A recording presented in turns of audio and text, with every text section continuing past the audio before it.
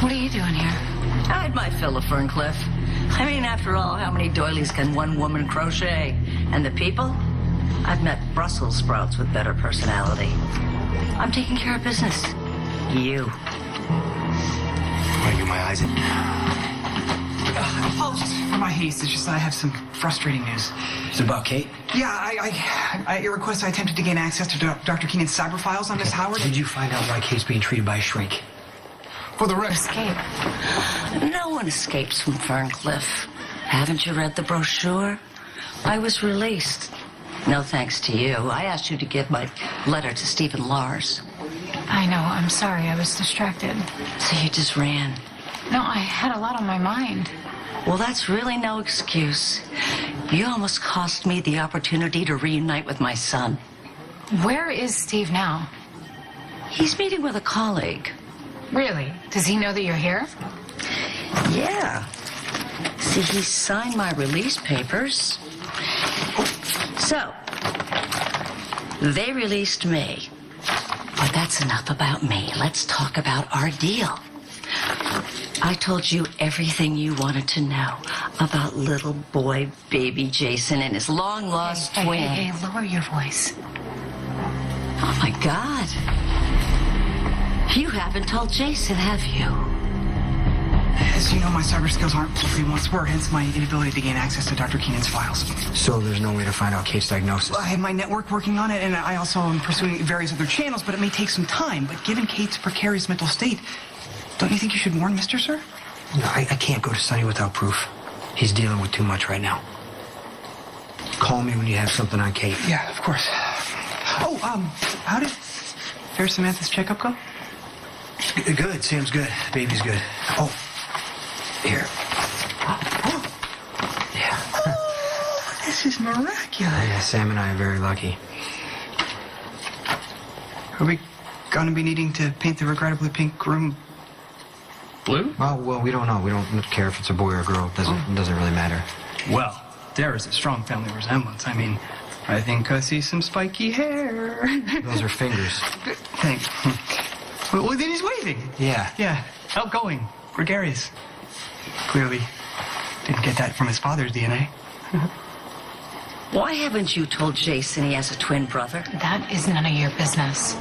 And apparently none of Jason's. You were so desperate for that information at Ferncliff, and then you ran out of there like you'd seen a ghost. Look, I'm sorry. I'm sorry I let you down. I should have taken your letter to Stephen. What can I do to make it up to you? I'll do anything. Tell Jason he has a famous brother. Oh, come on. You don't understand. Oh, I think I do. Nurse Betsy Frank, the one who bought Jason's twin, she named her little boy Bobby Frank, and he grew up to be the brilliant artist Franco. Please. Why wouldn't you want Jason to know he has a famous artist for a brother? Good so far. The DA has been able to pin the gun on Dad.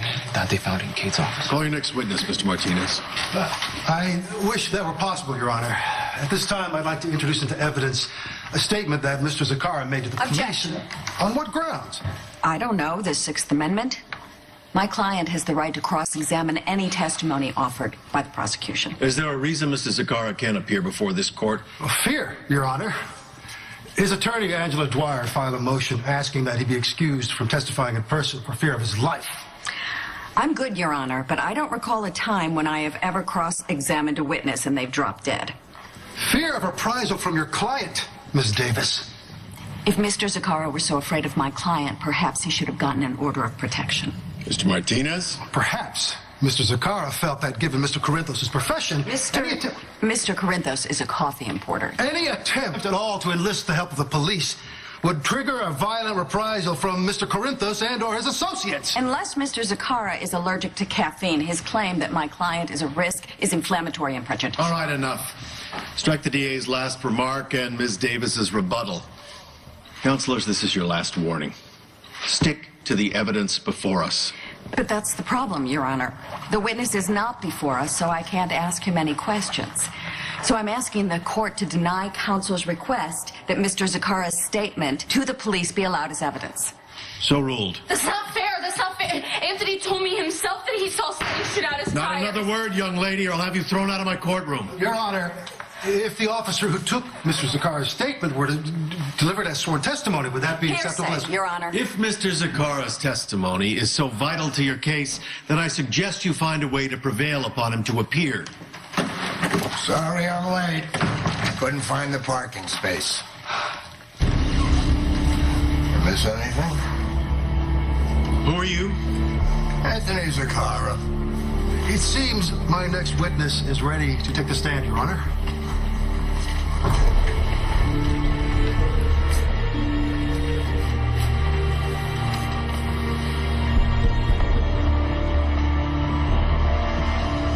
A change of heart since the last time we spoke, Mr. Zakara. I'll admit I was hesitant to testify. But the more I thought about it, the less concerned I was for my own personal safety. Getting justice for that little girl and her father, that's what this is all about. That's what's important. We've already heard from your wife that the defendant, Sonny Corinthos, threatened your life. Can you tell us what happened after Mr. Corinthos left the house? Mr. Corinthos is a man of his word. When he makes a threat, he follows through. Objection. Is the witness a mind reader? Sustained. Just tell us what you did next, Mr. Zakara. I got the hell out of there. Headed straight for the airport. Can you tell us what route you followed? Got on 115. I was just on the part that, winds along the cliffs, and I realized I was being followed. So I keep looking in the rearview mirror, and I see he's got a gun. Next thing I know, my tires are shot out, and I'm swerving into oncoming traffic. Oh, you're very lucky to be alive.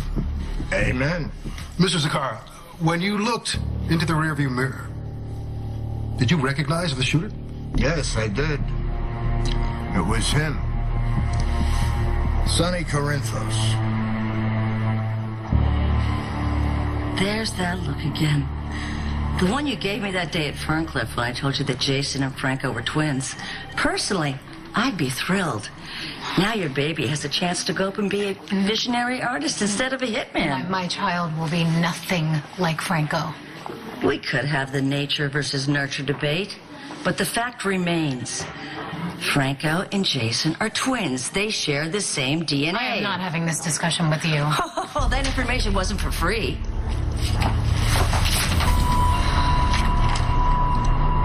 Why would you need a DNA test? That you were speeding along a winding road at night with the headlights of the car behind you glaring into your rearview mirror. And yet, you were able to see the face of the shooter 50 feet behind you. 50 feet? I wish. Son of a bitch was tailgating. Pardon my French. Mr. Zakara, you're no stranger to the courtroom, are you? Objection. Prejudicial. I just want to make sure that Mr. Zakara understands the penalty for perjury. Objection. Your Honor, Miss Davis is clearly using innuendo to undermine the witness. Sustained. Let's skip the editorializing, Miss Davis, and get on to your question. Mr. Zakara, despite the speeding vehicles, the dark night, the high beams, you're able to identify the shooter as Mr. Corinthos. Yes. His son, the cop who took my statement, he didn't want to believe me either. But it doesn't change the facts. Which are? I've got great eyesight. Really? I eat a lot of carrots. Good for you.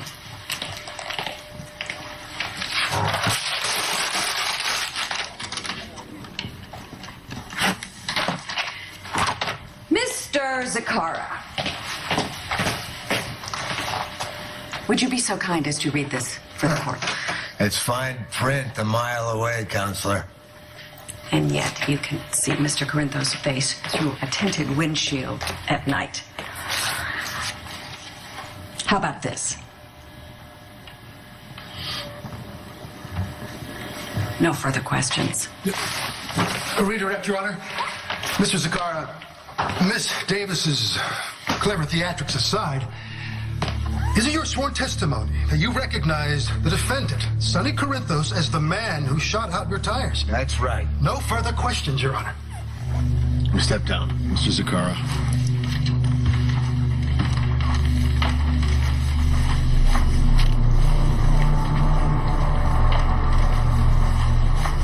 Sorry, kid. I tried my best.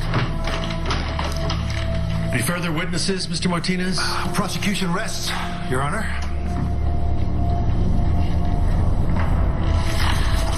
I just assumed that that little bundle of joy was your husband's. What if you're taking a DNA test? Maybe not. Well, there are all kinds of reasons to do a DNA test. Just And then when you add that to the fact that you almost fainted when I told you that Jason and Franco were twins, you slept with No, you Jason's have no brother. idea what you're talking about. Oh, I think Jason's the one in the dark. You are taking some chances, Sammy. Lying to your husband, keeping secrets. Come on, I'm going to tell Jason about the DNA test as soon as I know the results. Not if I tell him first. If you breathe a word of this to Jason before I am ready to tell him, You'll once. I will have a little conversation with Stephen and let him know that you sold your cousin's baby just like you sold him. Stephen knows I'm not perfect. Oh, there's imperfect, and then there's you, Heather.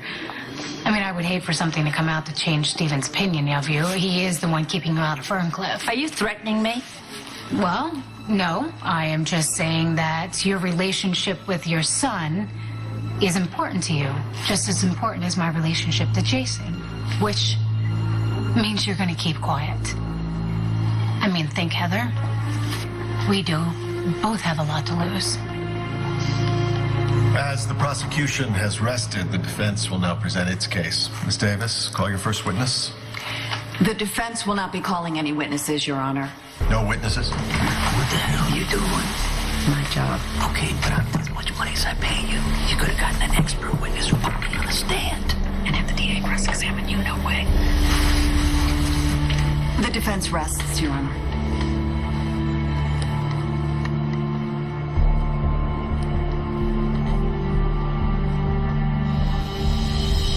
Is going to tell you that Mr. Corinthos is too smart a man to leave a gun behind in his girlfriend's office. But by Miss Howard's own admission, she and Mr. Corinthos were caught up in a moment of passion. Clothes were shed. Now, it's the state's contention that in the heat of this moment, Mr. Corinthos dropped his gun on the very spot where the police recovered it. Mr. Corinthos openly admitted his intention to murder Anthony Zaccara. Mr. Zaccara swore that he saw Mr. Corinthos shoot out his tires. As I promised, all you have to do is follow the logic. Sonny Corinthos had motive, means, and opportunity. For the sake of that little girl and her father who both died, for the sake of a grieving mother whose life has been shattered, I ask that you convict Michael Sonny Corinthos on all counts.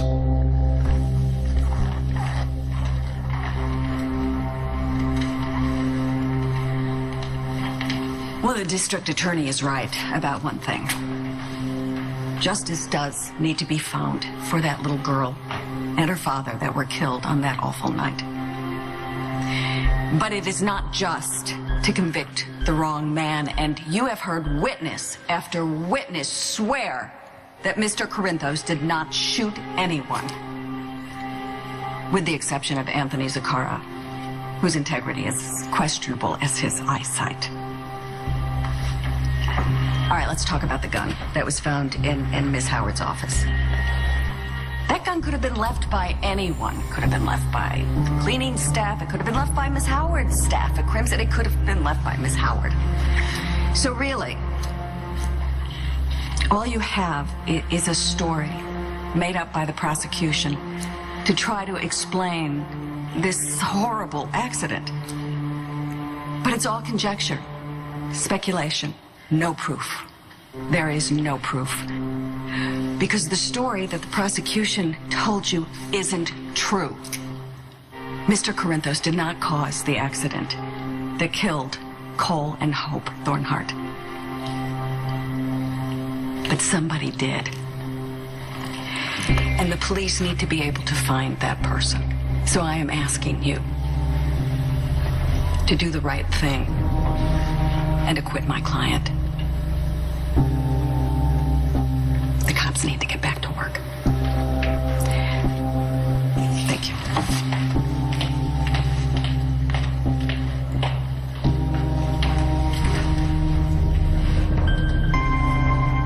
So, do we have a deal? How do I know you won't double-cross me like you did last time? Oh, because this time I've got lots of incentives. So glad we could come to an understanding.